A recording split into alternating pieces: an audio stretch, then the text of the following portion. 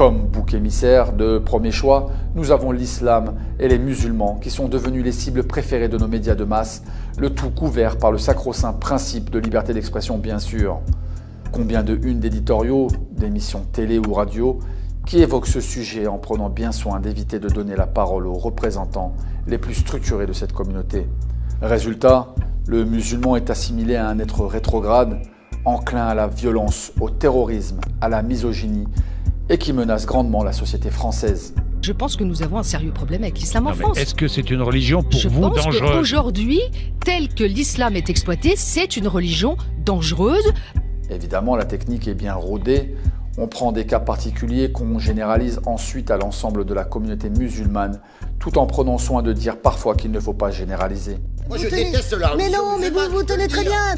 Il m'est arrivé de prendre le bus en France, de prendre le bus ou un bateau où il y avait quelqu'un avec un voile et je suis descendu. Je ne veux pas de voile dans les lieux publics, que ça soit en activité périscolaire, à l'école, dans les assemblées républicaines. Déjà, moi j'ai du mal le voile sur la voie publique, qu'au début ça commence tout petit et ça grandit. Le militantisme islamique existe. Est au cœur oui. du problème. Alors, François. L'exemple du Centre Zara est révélateur de cet amalgame favori des médias. Toutes les unes titrées le 2 octobre 2018, opération antiterroriste contre le Centre Zara. Mais ensuite, silence total quand il s'est avéré que le centre n'avait rien à voir avec le terrorisme. Une opération antiterroriste démarrée à l'aube. Police nationale, RAID, BRI. Des hommes cagoulés, lourdement armés. Quel traitement vous avez eu de la part des médias dominants ? Je pense à La Voix du Nord, aux Parisiens, au ABFM qui se sont informés sur la question. Les médias, c'est une armure pour le pouvoir. Les médias sont financés par le pouvoir. Ils déclarent ce que le gouvernement déclare, ils disent ce que le pouvoir leur communique. Si j'ai un conseil à donner, allez, ça suffit, éteignez vos télés, éteignez ces informations-là. Certains pigistes honnêtes ont envoyé leurs écrits aux organes de presse, montrant que le Centre Zara prônait la paix, le vivre ensemble, le rapprochement entre juifs, chrétiens et musulmans, mais aucun de ces organes de presse n'a accepté de les publier. Sur cette affaire, il est flagrant que c'est la politique qui dicte sa version aux médias. Et lorsque j'ai lu la circulaire qui parlait de terrorisme et etc., je dis, mais attendez, il y a quelque chose que je comprends pas là. Je dis, qu'est-ce qui a écrit ça ? Il me dit, ça vient du procureur. Je lui dis, mais tout est faux.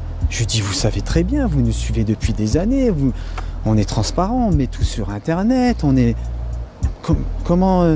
Même lui ne savait pas me dire pourquoi il était là. Les chrétiens ne sont pas épargnés non plus. Les croyants attachés à une conception traditionnaliste sont systématiquement dénigrés et considérés comme réactionnaires ou fanatiques. Prêt pour un aller simple vers le Moyen-Âge, on a une gagnante.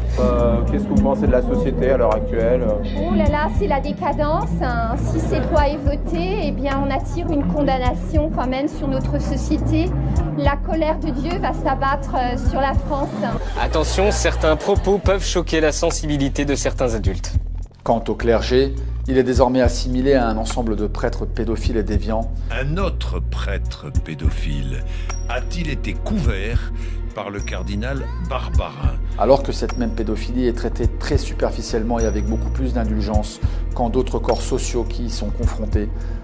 Exemple, l'éducation nationale, la culture et les people.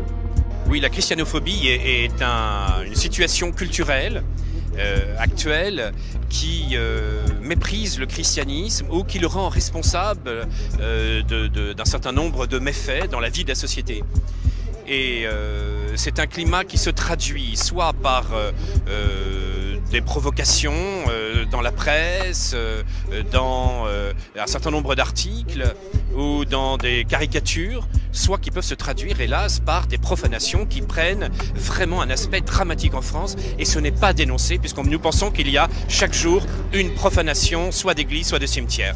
Enfin, une autre catégorie de Français, et non la moindre, est systématiquement stigmatisée par nos médias dominants. Il s'agit des plus modestes. Les damnés de la terre, selon Fanon, ou les sans-dents, selon une note humoristique de François Hollande, qui n'a pas été embêté plus que cela par les médias après cette scandaleuse saillie verbale. Ils sont les assistés, les parasites, les fainéants. Ils sont pauvres car ils l'ont voulu. On les méprise, on les dédaigne ou au contraire on les ignore, on n'en parle pas, ils n'existent pas, ils sont invisibles. Moi, à 70 ans, militaire de carrière, légionnaire, aujourd'hui mon pays m'a tourné le dos.